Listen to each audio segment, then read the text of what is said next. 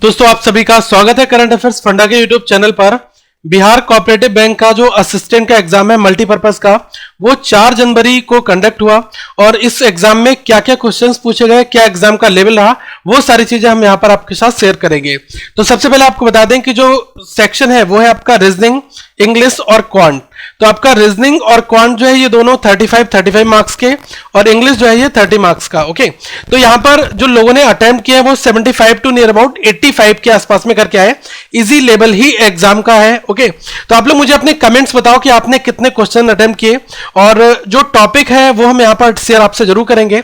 सबसे पहले अगर हम क्वांट की बात करें तो इसमें आपका टेबल डीआई पूछा गया और टेबल डीआई जो था वो भी इजी था और उसका प्रारूप जो है वो इस तरीके का था, जैसे आपको 4 सेक्शन दे दिए गए ABCD और फिर आपको मंथ दे दिए गए, जैसे अप्रैल हो गया, मई हो गया, जून हो गया, जुलाई हो गया, इनका डेटा दिया है। इस पर आप आसानी से कैलकुलेट कर सकते थे।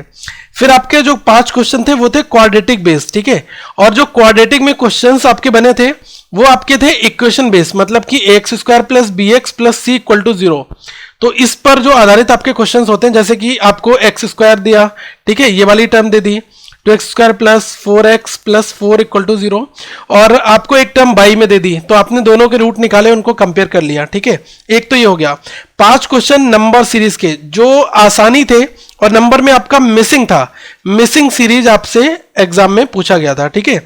और सिंप्लीफिकेशन के 10 क्वेश्चन थे, ठीक है, ये भी एग्जाम में पूछे गए और आसान थे। लोगों ने क्वांट में अच्छा स्कोर किया और रिमेनिंग जो है वो आपके मिसलेनियस जो अरिथमेटिक बेस्ड क्वेश्चंस होते हैं वो आपके एग्जाम के पार्ट रहे, ठीक है। तो आप लोग क्वांट का स्कोर जरूर शेयर करना, कितना किया है आपने क्वांट में। ओवरऑल आप अच्छा खासा यहां पर अटेम्प्ट कर सकते थे, क्योंकि कंपोजिट टाइम दिया था 60 मिनट का आपको, तो कोई सेक्शनल का चक्कर नहीं था। इसमें क्वांट में लोगों ने अच्छा अटेम्प्ट किया है। अगर मैं रीजनिंग की बात करूं तो देखो, रीजनिंग में 3 पजल्स आपसे पूछी गई। एक पजल जिसका आप लोग जरा आंसर जरूर रिप्लाई करें, जो आपकी लीनियर लाइन में थी, अननोन नंबर वाली पर्सन, ठीक है, अननोन नंबर की जो क्वेश्चन था उसमें आपका आंसर कितना निकल कर आया। अभी जो हमारे एक स्टूडेंट ने एग्जाम दिया, उन्होंने कहा कि 20 या 21 इसमें से कोई एक आंसर आ रहा है।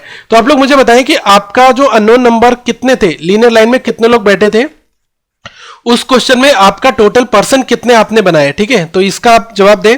दूसरी चीज क्या है, एक आपका था फ्लोर बेस वाला क्वेश्चन, ठीक है, फ्लोर बेस पजल आपके एग्जाम में पूछी गई और एक था 8 पर्सन बैठे हुए हैं सर्किल में, ठीक है, वो था, आसान था, इसमें ज्यादा कुछ नहीं था, ठीक है, लोगों ने इसको अटेम्प्ट कर लिया।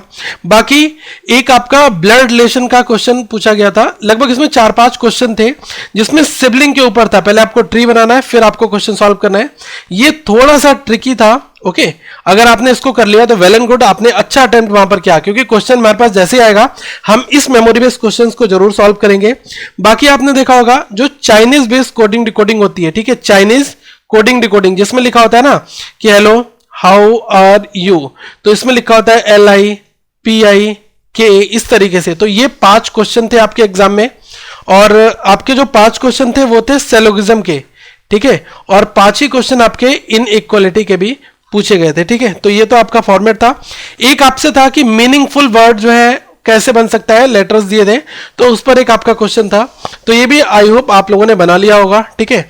बाकी इंग्लिश सेक्शन, इंग्लिश भी लोगों ने जिन्होंने एग्जाम दिया है उन्होंने कहा कि इंग्लिश आसान थी, क्योंकि इसमें जो आपका क्लॉज टेस्ट था, ठीक है, वो एक स्टोरी बेस्ड दिया था, 5 नंबर का आपका क्लॉज टेस्ट था। अब क्लॉज टेस्ट में जो स्टोरी थी वो मतलब ऐसा था कि एक फॉरेस्ट है, उसमें एक जंगल है, ठीक है, एक जंगल में एक पेड़ है, उस पेड़ को अपने ऊपर बहुत ज्यादा घमंड था, तो हम ये कह सकते हैं स्टोरी बेस्ड था और अगर आपने रीडिंग की तो आप उसको बना सकते थे, ठीक है। नेक्स्ट आप ये देख लें कि कंप्रेंशन जो RC है, रीडिंग कंप्रेंशन, इसके लगभग 5 से 7 क्वेश्चन थे, ये भी आसान था, लोगों ने बनाया, ठीक है। और एक आपका था कि PQRS वाला, जैसे जो पैरा जंबल नहीं होता है उसमें आपको ऑर्डर दिया होता है, ठीक है, इसमें से कौन सा ठीक है, पहले आपको सेंटेंस दे दिया, फिर आपको एक ऑर्डर दे दिया ऑप्शन में कि इसमें कौन सा वाला ऑर्डर ठीक बैठ रहा है, जो SSC में एक पैटर्न आता है।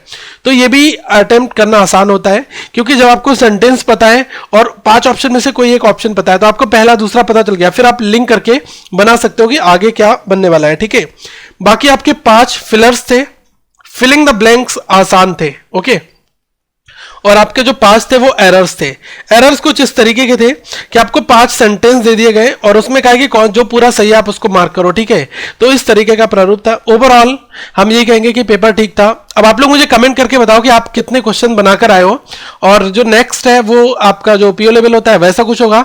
अभी जो है मल्टीपर्पज का ये रिव्यू बेसिकली है, ठीक है। तो अगर कोई डाउट हो, कहीं पर कोई चीज पूछनी हो तो आप पूछ सकते हैं, लेकिन अपना एग्जाम जो आप देकर आए हैं उसमें अटेम्प्ट कितने हैं, ताकि आपको पता चल जाए जो भी आपके फ्रेंड सर्किल में है वो लोग कितने कितने अटेम्प्ट करके आए हैं, ठीक है। तो मिलते हैं अगली वीडियो में, और एज यूजुअल आपको सारे एग्जामिनेशन पॉइंट ऑफ व्यू से वीडियोस मिलते रहेंगे। तो आप सभी का सपोर्ट जरूरी है इस चैनल के लिए, तो वीडियो को लाइक करें और चैनल को सब्सक्राइब जरूर कर लें और इस वीडियो को शेयर भी करें। थैंक यू, आप सभी का बहुत बहुत धन्यवाद। Have a good day.